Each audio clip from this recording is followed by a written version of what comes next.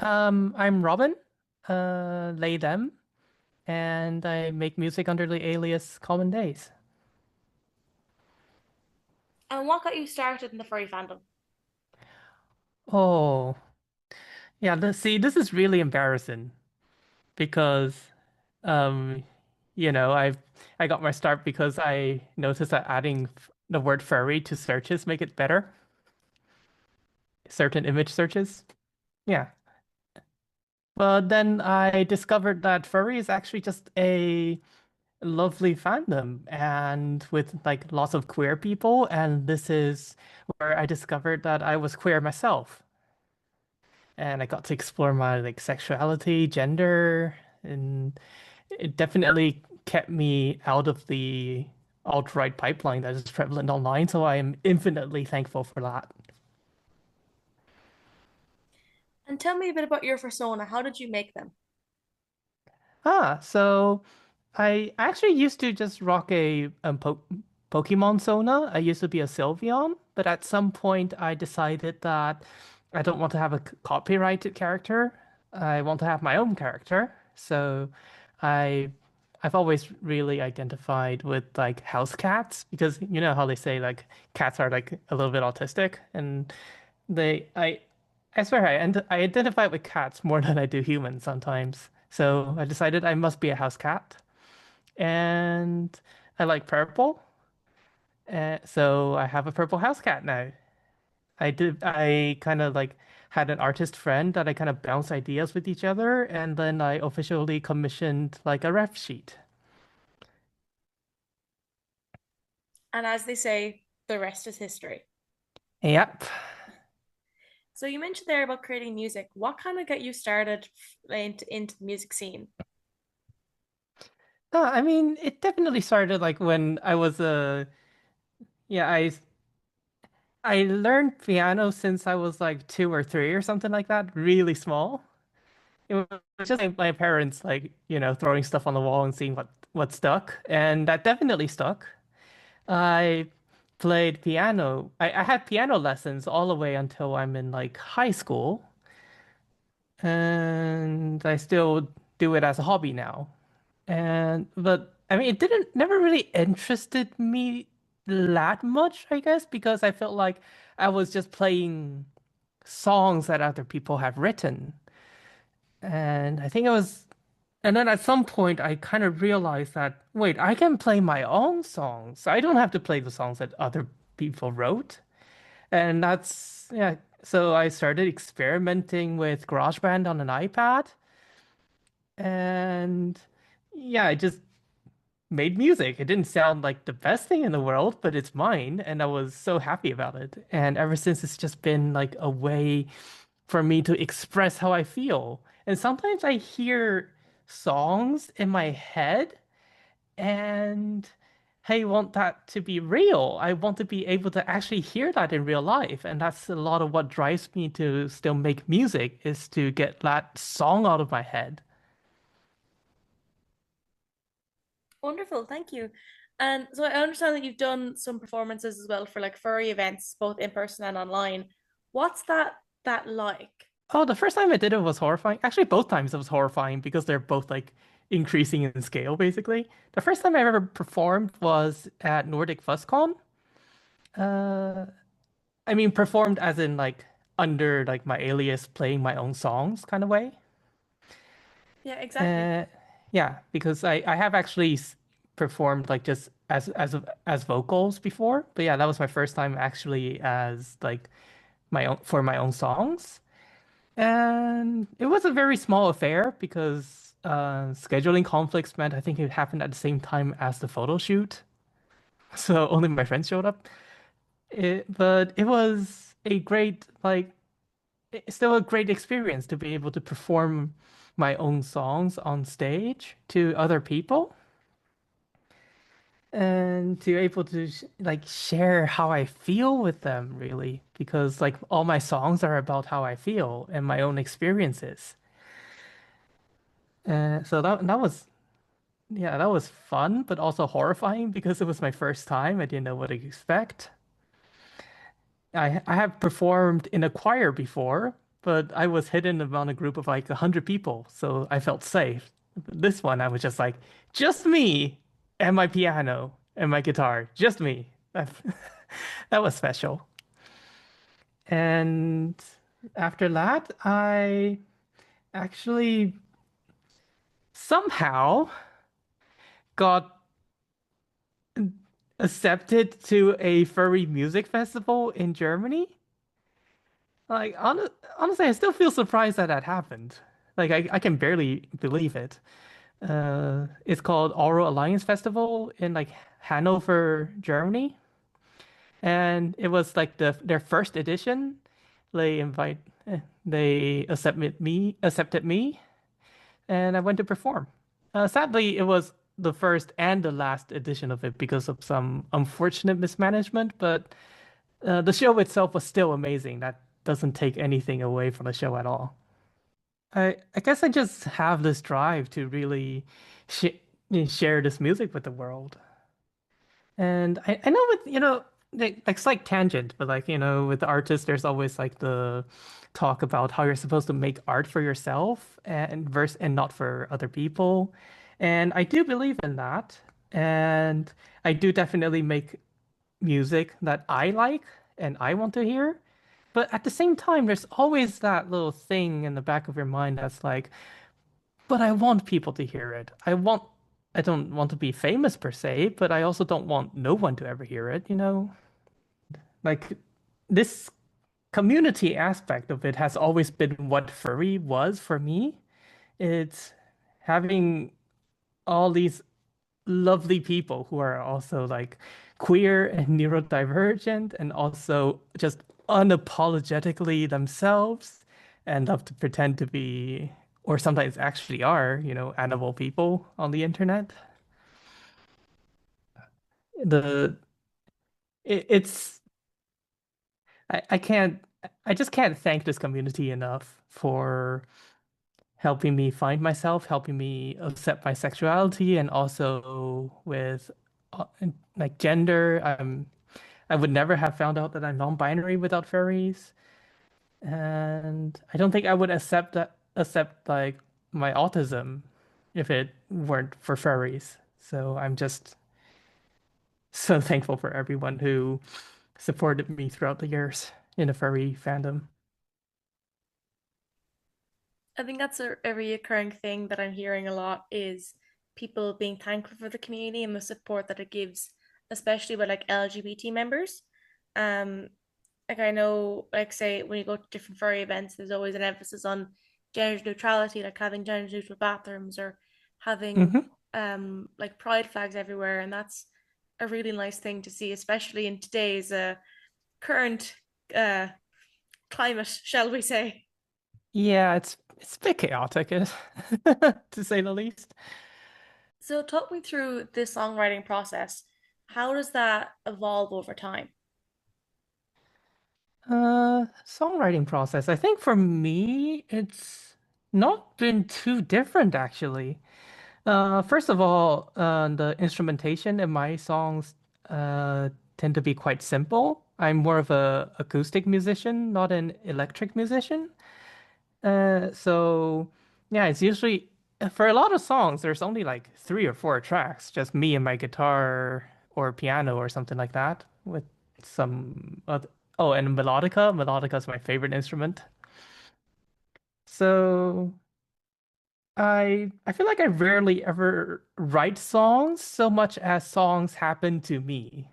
Like I'll just be minding my own business and suddenly I had a song idea. I was like, whoop, okay, I gotta get that down on paper now.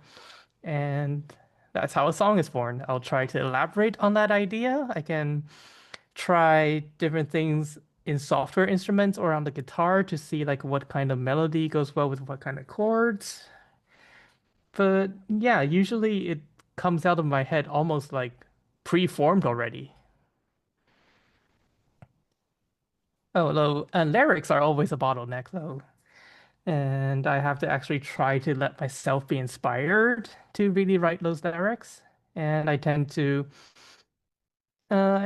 I tend to uh, sacrifice rhymes a little bit more because I don't care about that as much as fitting it into the meter. Wow. Wow.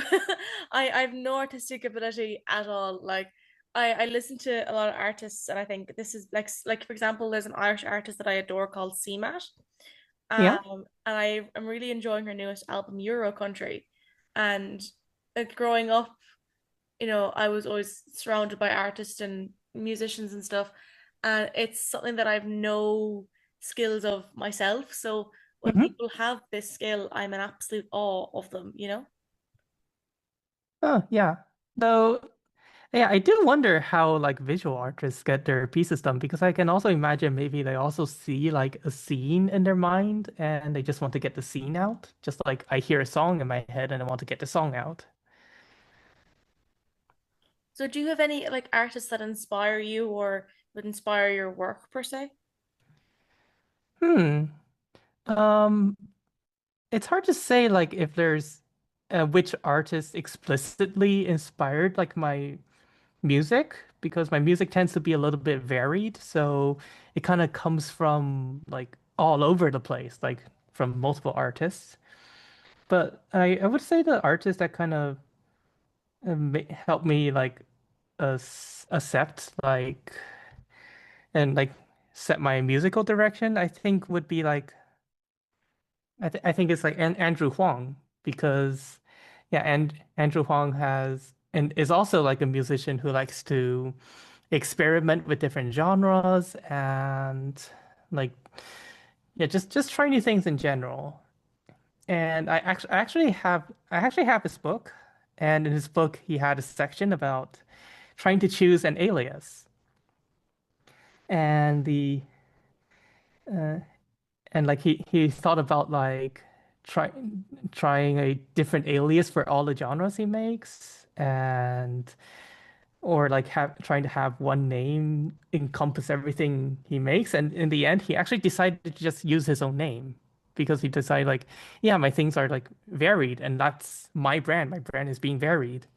So that's kind of how I feel too. Like I want to make music regardless of what genre it is. It's just mine, really. So talk to me a bit about your equipment process. What microphones do you use? Is there a specific software that you use to put everything together? Oh, I would actually suggest like if you're just starting out with music and you happen to have an Apple device, whether it's like an iPhone, Mac, iPad, whatever, they all support GarageBand. And the GarageBand is how I started out because it has such an easy UI, has a huge software instrument library, and they're all pretty intuitive to use. So as a beginner, I was able to like learn it without any tutorial or whatever. I can see the UI, I can twiddle with the knobs, see what they do. If you learn like what a reverb is, and yeah, that really gave me a good start on just getting ideas out of my head and into the real world. And I actually did actually just use the iPad microphone in the beginning. Now I have like some more proper gear. I use Ableton now. And honestly, the only reason I decided to get like a proper real musician doll, quote unquote, is to use plugins because GarageBand does not have good plugin support, if any. And correct me if I'm wrong on that. But and now I can actually use like other cool software instruments. And I also have a Bayer Dynamic. Um, yeah, it's part of the Pro X series. It's a condenser mic, and I think they might be trying to discontinue it. It has not been a popular mic by any sense. I just happened to get this one. And also a standard Arturia Mini Fuse 2 audio interface. Nothing too special. But yeah, I also have like, a lot of physical instruments around me. And try to get and I tried to get them all on the second hand market here. Uh, we have Marktplaats in the Netherlands. It's like adverts in Ireland, and I got so much good stuff like for like half the price of what I would get it for new. So amazing resource if you're trying to get an instrument collection. I also have my crown jewel, which is a €3 harmonica and melodica, sorry, a €3 melodica that I got in Taiwan at a thrift store. It still had the kid's name on it. I had to rub it down with alcohol so I don't cause any like uh, privacy issues when performing with it. I'm admiring all the instruments behind you, by the way. I realize this is all in audio form, people can't see it, but can you name all the instruments that you've got in your collection? Oh, sure. So I already mentioned the melodica, which since it's an audio podcast, would you like to hear the melodica? Oh, yes, please. Sure. Yeah, I realized a lot of people might not have heard the word melodica before. The best way to describe it is a keytar harmonica. It's a harmonica, but you press keys on it.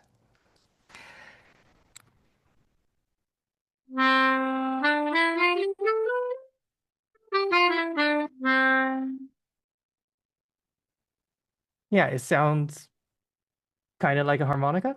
It's really cool.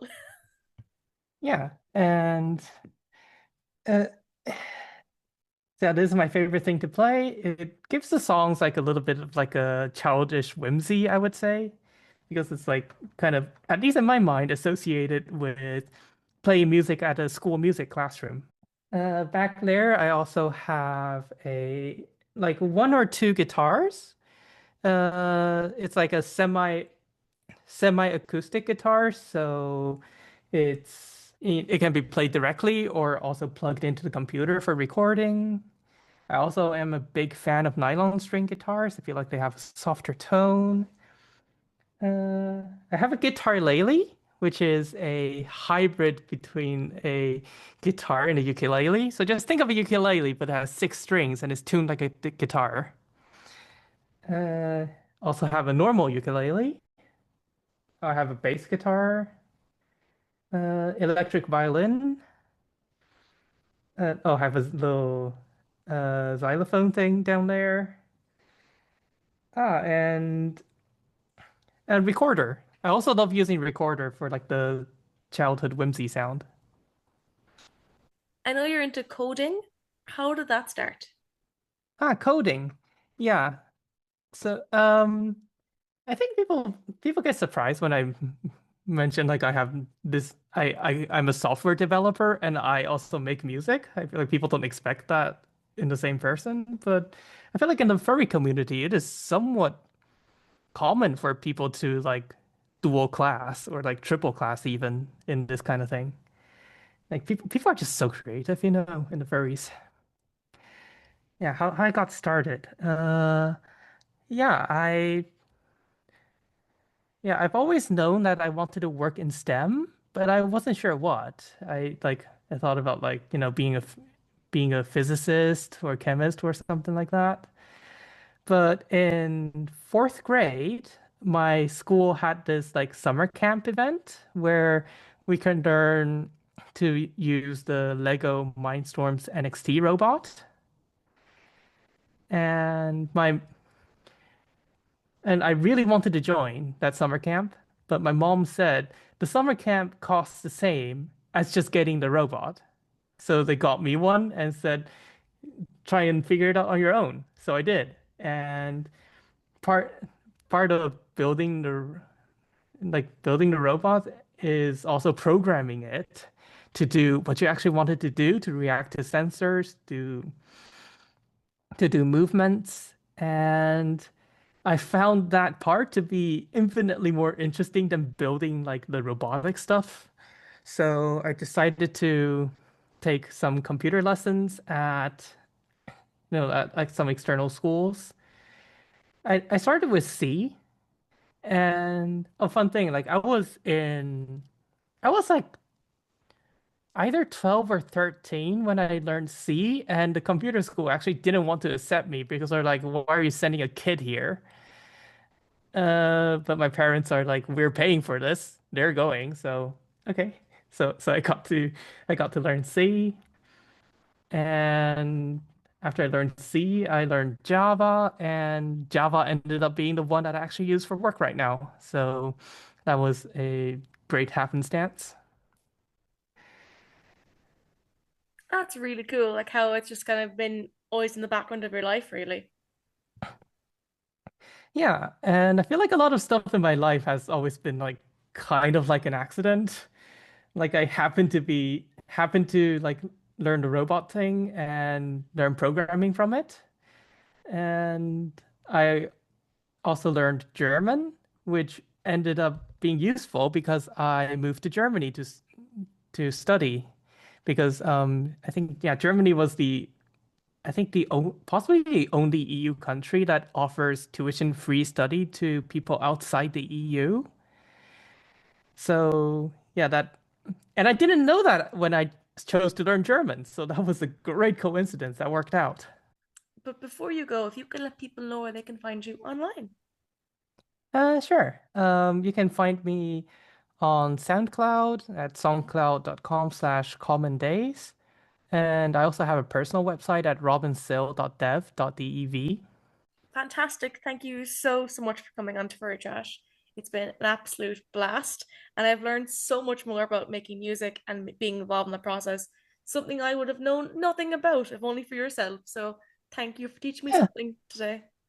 yeah, I'm so glad. And I do want to toss something out into the audience because there's been like a lot of discourse about like what counts as furry music.